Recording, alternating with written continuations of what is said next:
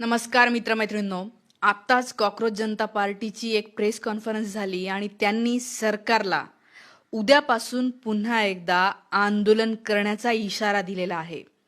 म्हणजे थोडक्यात सरकारने जर काही गोष्टी ऐकल्या नाही तर उद्यापासून पुन्हा एकदा जंतर मंतर प्रचंड गर्दीने भरू शकतं. काय इशारा दिलेला आहे, काय म्हणणं आहे, काय झालं या प्रेस कॉन्फरन्समध्ये समजून घेऊया.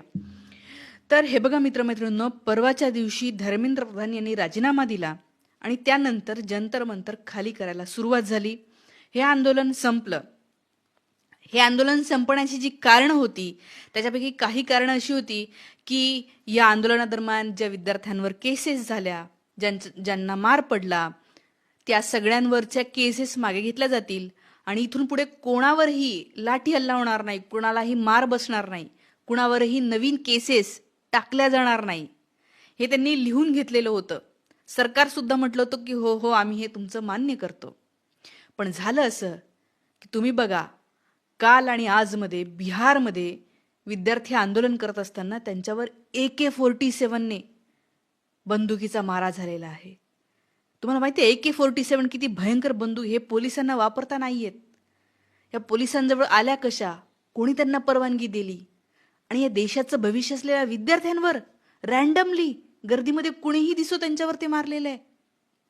आणि यामुळे त्यांनी आत्ता प्रेस कॉन्फरन्स घेतली आणि सांगितलं की सरकार काय म्हणते बघा, हे टायटल बघा काय म्हणतात ते, we will be forced to sit on protest again. जर तुम्ही हे असंच मारत राहाल विद्यार्थ्यांना, जर तुम्ही विद्यार्थ्यांवर केसेस करत राहाल, तर तुम्ही आम्हाला फोर्स करत आहात परत एकदा प्रोटेस्ट करण्यासाठी, तर आम्ही मजबूर होऊ आणि आम्ही पुन्हा एकदा उद्यापासूनच, टुमारो हा शब्द वापरलेला आहे, उद्यापासूनच परत एकदा आंदोलनाला बसू जंतर मंतरवर. कारण या देशाच्या भविष्यासोबत तुम्ही खेळ लावलेला आहे.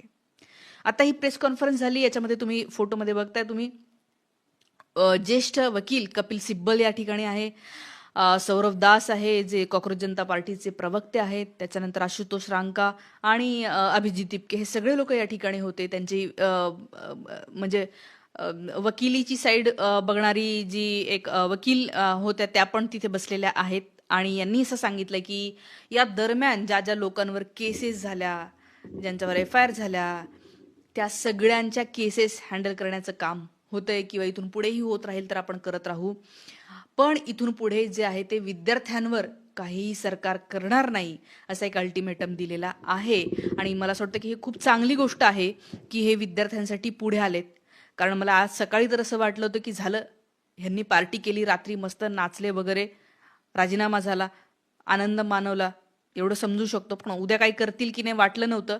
आज परत ते उभे राहिले आणि म्हणाले की नाही, तुम्ही हे जे बिहारमध्ये लावलंय, बिहारमध्ये जे झालंय, अरे भाजपची सत्ता आहे तिथे, मुख्यमंत्री तुम्हाला माहिती आहे कोण आहे, डायरेक्ट तुम्ही असे हे करता, अरे किती भयंकर. त्या दिल्लीमध्येच विद्यार्थ्यांना किती मारलं हे बघूनच अजूनही मन हळहळतं, फार वाईट वाटतं. ते व्हिडिओ समोर येत आहेत, फार वाईट वाटत राहते. आणि त्याच्यानंतर अजूनही मारणं सुरू आहे, अजूनही केसेस होणं सुरू आहे वेगवेगळ्या ठिकाणी. आणि म्हणून हे एकत्र आले, हे खूप चांगलं झालं. या ठिकाणी सौरव दास यांनी अजून एक सांगितलं की हे जे पोलीस आहेत ना, ज्यांनी या विद्यार्थ्यांना मारलं, त्यांच्यावर सुद्धा FIR होणार आहे. म्हणजे जंतर मंतर आणि तिथून पुढे जे झालं 20 तारखेला, ज्या ज्या लोकांची डोकी फुटली, रक्त सांडलं, पाय फ्रॅक्चर झाला, जे कोणी पोलीस लोकांनी मारलं ना, त्यातला एकही पोलीस वाचणार नाही, एवढंच लक्षात घ्या. आजच त्यांनी इशारा दिला. त्यांनी एक नवीन वेबसाईट लॉन्च केलेली आहे, साक्षी नावाचं एक पोर्टल तयार केलंय. आणि या पोर्टलवर ते म्हणाले तुमच्याकडे व्हिडिओ असतील, फोटो असतील की ज्याच्यामध्ये दिसतंय पोलीस मारतायत किंवा सरकारचे लोक मारतायत, ते सगळे फोटो, सगळे व्हिडिओ पोस्ट करा, त्यांचे चेहरे दिसू द्या त्या पोलिसांचे, आणि या सगळ्या पोलिसांवर FIR होईल. हे फारच चांगलं आहे. कारण की हे असं झालं ना तरच या पोलिसांना थोडा धाक राहील. मी तर म्हणते, नाहीतर काय, हा धाक असलाच पाहिजे. आणि हे जे परवाच्या दिवशी या कॉक्रोच जनता पार्टी असेल, जेनझी असेल, हे तरुणाई जी आहे आजची, यांनी जे करून दाखवलं, मी तर म्हणते थोडीफार जी आहे ती या सरकारला आता थोडा धाक बसलेला आहे.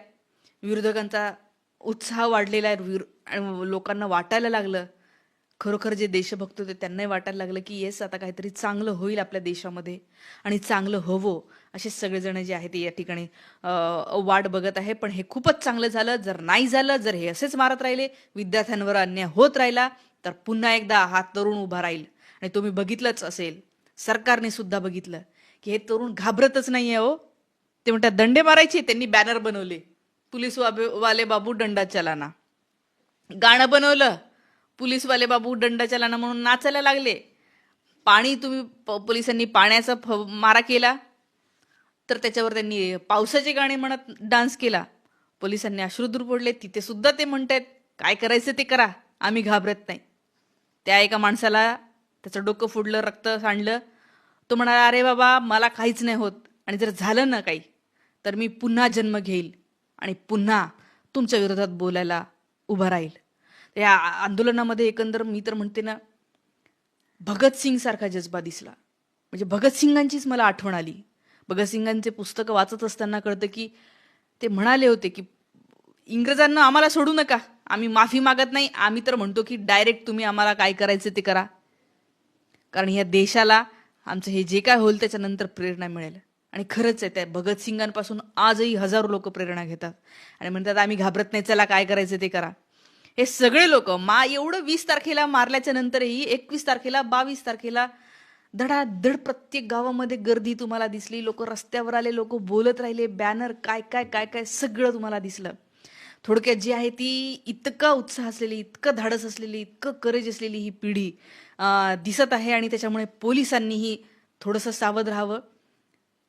नो डाऊट काही पोलीस चांगलं काम करतायत, त्यांची इच्छा नसते, पण ज्या पोलिसांनी हे केलं त्यांच्यासाठी इशारा आहे.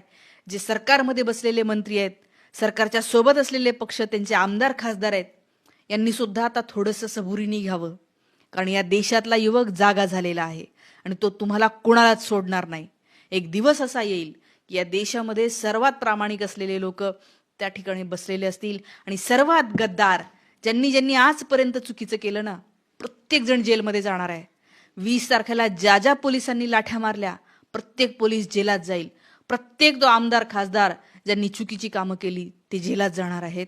आणि हेच मी तर म्हणते जेनझीनी परवाच्या दिवशीच्या आंदोलनाने दाखवून दिलं. या सगळ्याबद्दलच्या तुमच्या प्रतिक्रिया मित्रमैत्रिणींनो कमेंट करून नक्की सांगा. थांबते. Thank you so much.